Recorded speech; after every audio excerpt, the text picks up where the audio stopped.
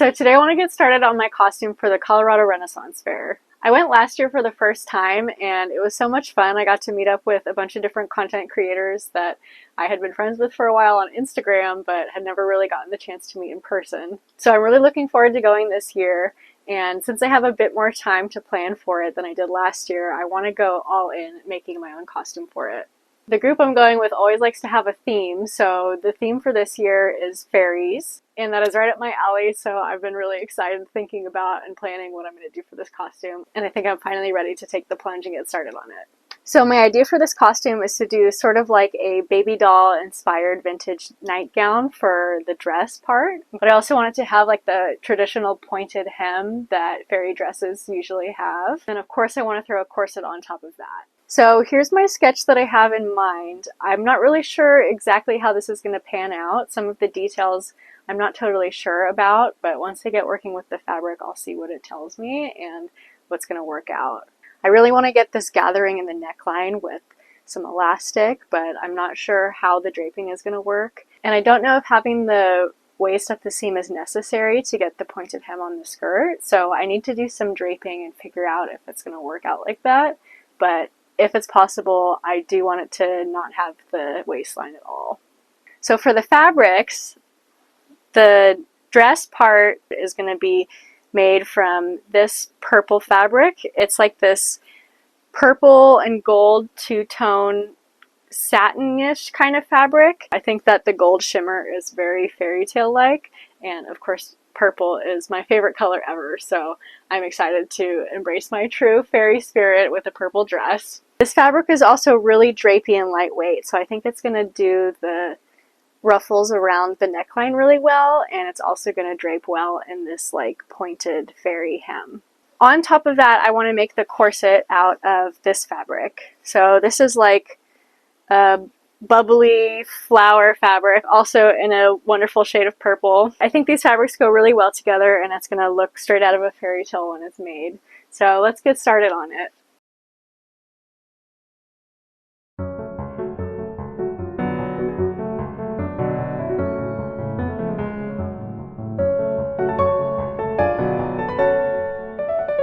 So I finished my mock-up of the dress. I'm really happy with how it turned out. It is a bit different than what I started out with in my original sketch, but I think that now that I see this in person, this is exactly the look I'm going for. So since this is just a mock-up, there's still some changes that I need to make to it before I finalize the design, but I'm just going to go ahead and do those in the finished fabric so I don't have to make the changes twice. I think these will be pretty simple and I'll still get the right outcome in the end. So this strap is just a scrap of fabric that I put on here to get the fit right, and obviously just a ribbon on this side. So that part is going to be changed, and the elastic ended up not being totally tight enough. I wasn't sure if I needed to make it looser or tighter, so I erred on the looser side, and in some places I just have it pinned so it's not quite as tight as it should be. As far as the straps go, I originally had the idea that I wanted to do this like ruffle strap that was really similar to the ruffle finish on the neckline. But now that I've pinned these straps on here, I kind of like the idea of having a bow back here. I think it'll help to adjust the dress if I want to make it tighter back here. And it just gives it more adjustability, so I could make the neckline lower like this if I wanted to, or I could make it higher, like up here. So I think to do that, I'm just going to put little fabric loops here that the straps will thread through, and then it'll be more easily adjustable depending on how I want to tie this. I am a little bit unsure of how that part is going to work out, but I think that I trust myself enough to just go with it and see what I come up with. One thing that didn't totally work out the way I wanted is I did want this neckline to be a little bit more extreme like that, but I think with having the elastic tight here, I don't really know if that's possible without having like a waistline or something to stabilize that. So originally I had the elastic a lot looser, and it achieved that, but basically it wasn't holding on to the body at all, so I don't think that's going to work long term. I am going to take the elastic in and make it tighter, And it's still sort of subtly there, this dip. And then when I have a corset on, I know I can just pull this down to make that more obvious, and the corset will hold it in place. But on its own, I think that this is more functional if you're going to wear this as a dress without a corset on top. I'm really happy that I made a mock-up because I only have just enough of this fabric left to make the dress, and there's not really room for mistakes. So I think that doing this was a good choice, and moving forward I can feel confident that I'm not going to totally mess up everything that I have. And then once this has a corset over it, I think it's just going to look absolutely darling. So I'm really excited to see that. I'm going to finish the dress first, and then I'll get to the corset. So I started cutting out the fabric and pretty quickly realized that I didn't even have enough fabric to cut out this dress one time. So I did the best I could and cut out about half of the dress. Then I had to wait about a month for more fabric to arrive. Good thing I started working on this dress so far in advance. Once I could finally start sewing, I serged the main seams together using my serger, then created this separate piece for the neckline ruffle. Creating the ruffle neckline turned out to be the hardest part of this whole dress. I really struggled with the order of operations here because I wanted everything to have a clean finish, but between creating the elastic casing, getting the ruffle to create a perfect angle at center front, and using a serger to finish all the raw edges, this proved difficult. In hindsight, I should have taken the longer route and created a completely enclosed casing for the ruffle, i.e. not using a serger and instead hiding the seam allowance inside of the casing. But I knew that that would take much longer, and this seemed easier at the time. I really wanted to make the center front neckline dip as defined as possible, so getting the ruffle to lay right at the center front was a bit tricky. I needed to have the ruffle sewn on most of the way in order to get the angles right on this center dip. I ended up basting these together to get the positioning right, and then taking it out so I could sew the two edges of the ruffle together. It took a couple tries to get the angle perfect, but in the end I ended up with a nice clean point I was happy with. The next part was trickier still because I needed to finish off these edges but also leave an opening in the casing for the elastic to slide through. So I decided to deal with the ruffle first. I added a row of stitching all the way around the ruffle piece for the elastic to slide into. Then I also had the straps to consider, mainly where I was going to attach those on the neckline. I didn't know the position I wanted them to be in without having the elastic all in place, so I decided to thread the elastic through first to get the lay of the land on the straps, and then take it out later to finish off the neckline edge. Some of this probably could have been avoidable had I made a mock-up that had straps attached, but this is essentially mock-up part 2, so it's all part of the process. Next, I attached the front straps to the neckline seam and created these fabric loops to thread the straps through the neckline on the back. With the straps taken care of, I could finish off most of the neckline edge, but I still had some tricky stuff to do with the elastic at center front.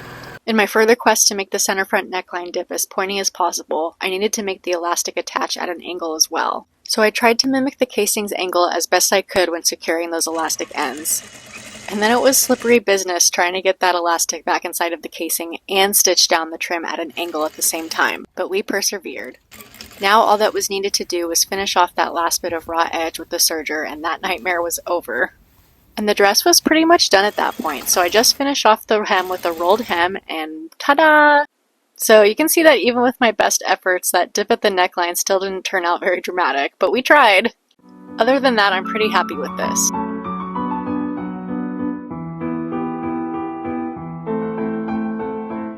So with the dress being finished, that meant I could move on to the corset, but this kind of presented its own problems. So I decided to go with this purple fabric as I mentioned before, but as I started cutting it out, I wasn't really sure if it was going to work out for this fabric.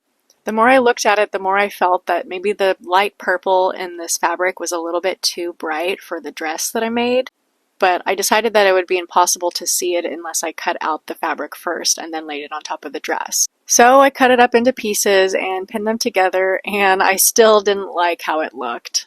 It was kind of disappointing because at that point it meant sort of rearranging my whole plans, and I questioned everything if I should even make this dress be my costume for the Ren Fair or if I just should start over.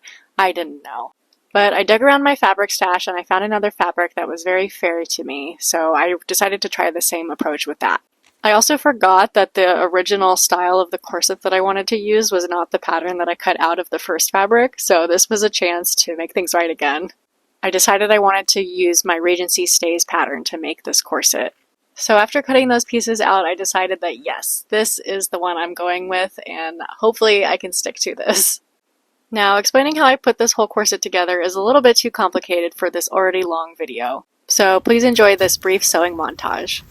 I don't really have much to say about the process of making this since I've sewn about 1,000 of these before. The process is pretty much muscle memory for me at this point. I know a lot of people follow me because they're interested in corset making, so I don't just want to blaze over this. I would like to make a more in-depth video about how I construct a corset at some point, but since I don't have any patterns to sell, I'm not sure if that's something you all would be interested in. Would just seeing the technique be helpful to you, even if there's no pattern to follow along with? I'm planning on releasing a tutorial on how to draft your own stays pattern if I haven't already, but that might be a little advanced for everyone. Creating digitized patterns is not currently one of my skill sets, so I'm kind of in the dark here on how to make something the most useful for you all. Let me know what you think in the comments maybe.